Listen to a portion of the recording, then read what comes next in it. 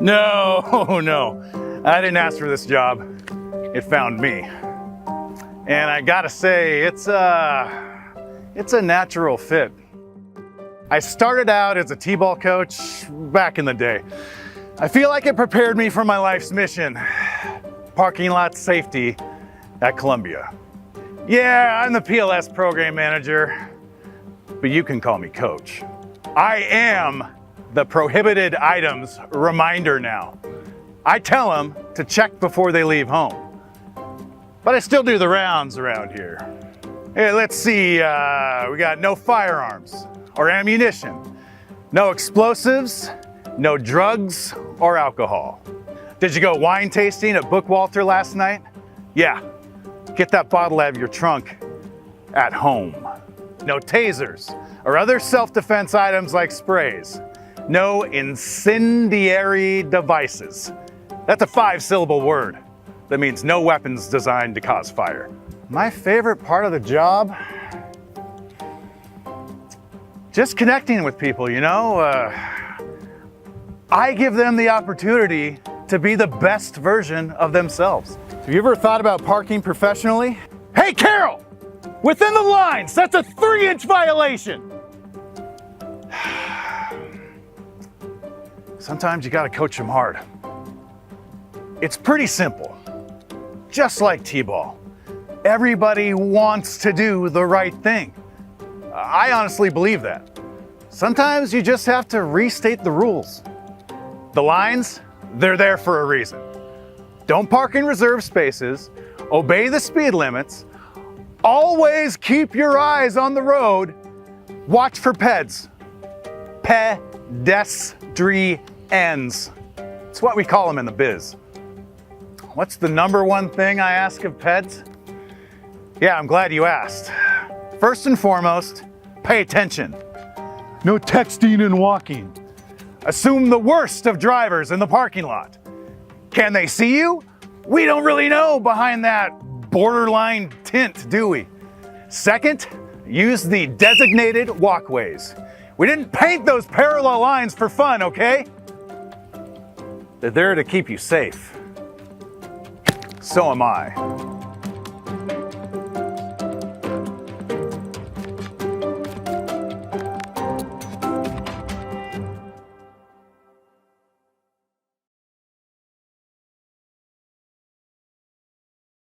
At SMUD, we know being a first responder means facing potentially life-threatening situations every day.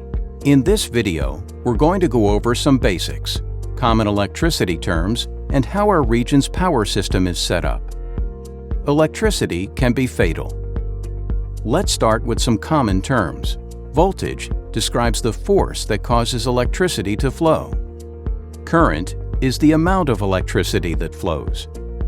Resistance is the quality of an electrical circuit that resists current flow. Materials such as aluminum and copper have low resistance, which is why they're used in wires for electric utilities. Carbon and glass have high resistance, which is why they're used as insulators. Alternating current is known as AC. Direct current is referred to as DC.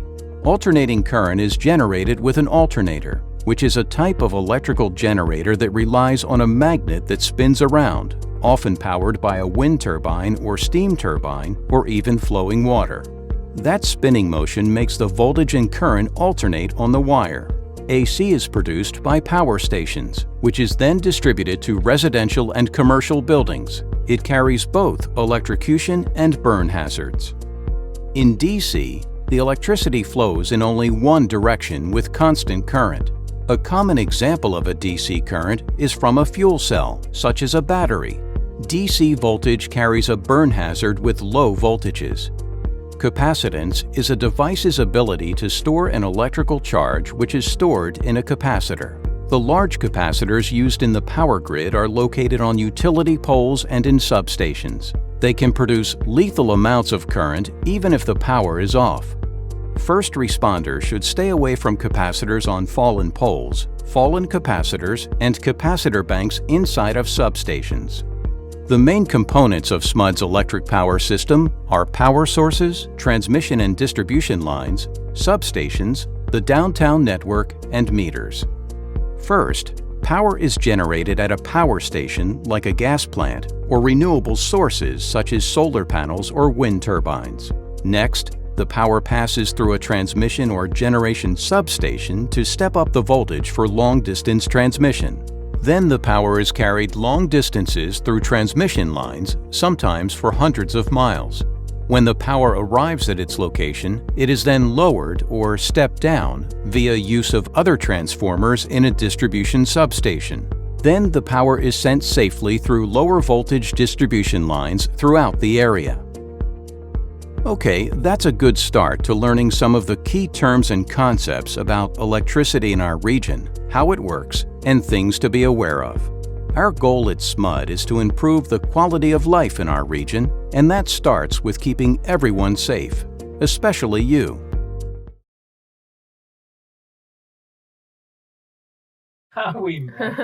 Today was actually my very first time driving an electric vehicle. You get instant torque when you step on the accelerator. I think that's one of the fun things. Yeah, you can get up to pretty high speeds with almost not noticing it. We encourage people, come on down. Buckle your seatbelt and turn on your electric battery because we're going to be doing some more of this. Fantastic, Terry.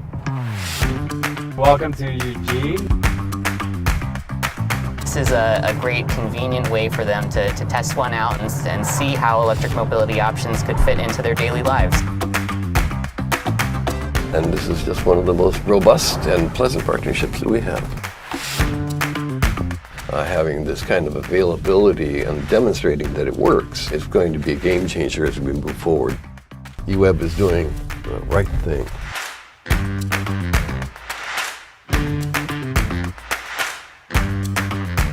Thinking about how we can better serve our customers and really increase their mobility in a way that's in line with our climate action policy and our mission and values. This was a great opportunity to really offer something unique and something that can really help a lot of our customers, I think.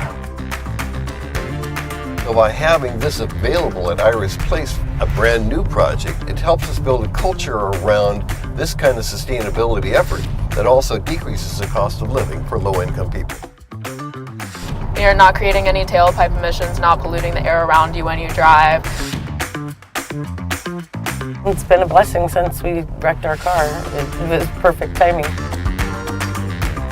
You could sign up for the car share, get the car, drive it for 4 hours, return it, and have a good sense for how an electric vehicle would work for you. This program with Force Mobility is essentially being funded by the Clean Fuels program. And so it's not ratepayer money that is supporting this. I think downtown is probably a great location for them, anywhere near the bus stations. We just ran into some folks using the other Go Forth car for a whole bunch of errands and getting ready for a wedding that they're about to go to. It's only $4 an hour, and you can reserve it within like 5 minutes of the time. It's been very convenient. You can rent the car for up to 24 hours, and it's only $35 for that 24-hour time period. We have been able to work with LTDs in Vincent Paul, the city of Eugene. So this is like a group effort from all these various entities who want to bring access to electric vehicles. So it's a fantastic project to be part of, and it feels good to do this kind of work. That was so easy because it's so quiet. Yeah, that is one of the advantages of doing interviews, I guess, in electric vehicles.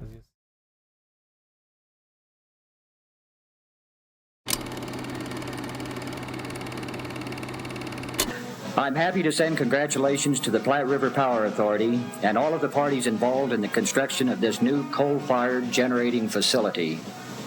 You have my best wishes on this momentous occasion. Ronald Reagan, President of the United States.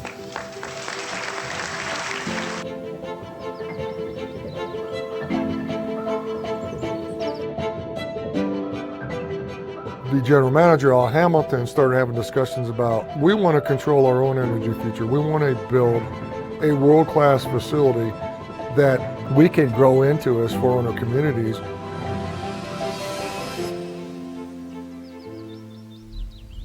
I could give you an hour's worth of examples of projects that we've done that have either reduced emissions, improved efficiency, or made the facility more reliable. The single biggest reason is the employees.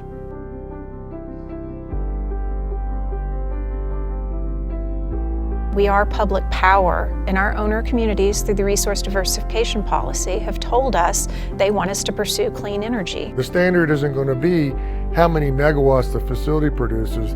The standard is going to be how reliable is the facility and how flexible is it when the wind's not blowing and the sun's not shining to be at full load, but when the sun comes up and the wind starts blowing, to back down to minimum load to bring those non-carbon resources into the system. And how to do that over and over and over again. That's what this new crop of employees have figured out how to do. I'm unbelievably proud of the job that they've done. Every challenge that we've put in front of them, they've risen to the occasion. Every single one.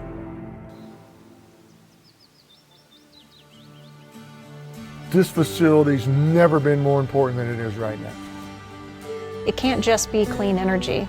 If we end up having unreliable energy or energy that people can't afford, then no one's going to replicate what we've done. And it's incredibly important to all of us that what we're working towards is something that others are inspired to follow in lockstep. I can tell you how proud everybody was when this facility opened. And I can tell you that 40 years later, we're just as proud of the facility as we were the day that it went commercial. With all the changes that are happening, the talent, the dedication, the ownership that the employees bring to work every day is just phenomenal, and I couldn't ask for a better team to go through this transition with.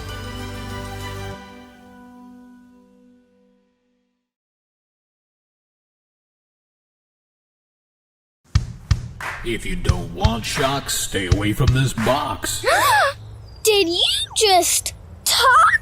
Just trying to say you need to stay away. Okay, but why? We could shock you. Thanks for the tip. We could shock you. Pad transformers like these are nothing to play around with. Stay clear, don't go near. A safety tip from MPW.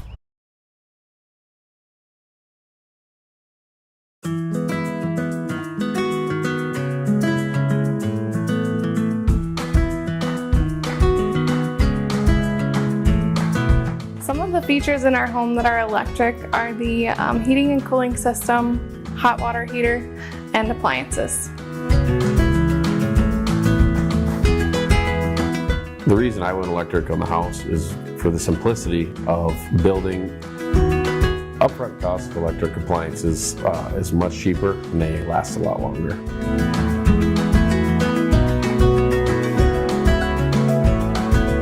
You don't have the chance of carbon monoxide poisoning, harmful emissions.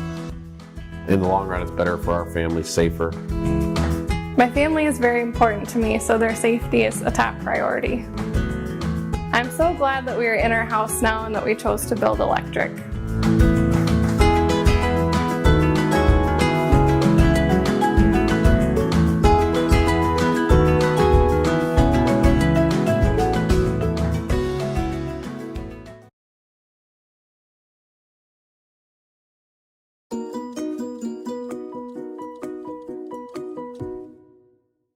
Okay, so I've always kind of considered meter services to be the cash register of the company.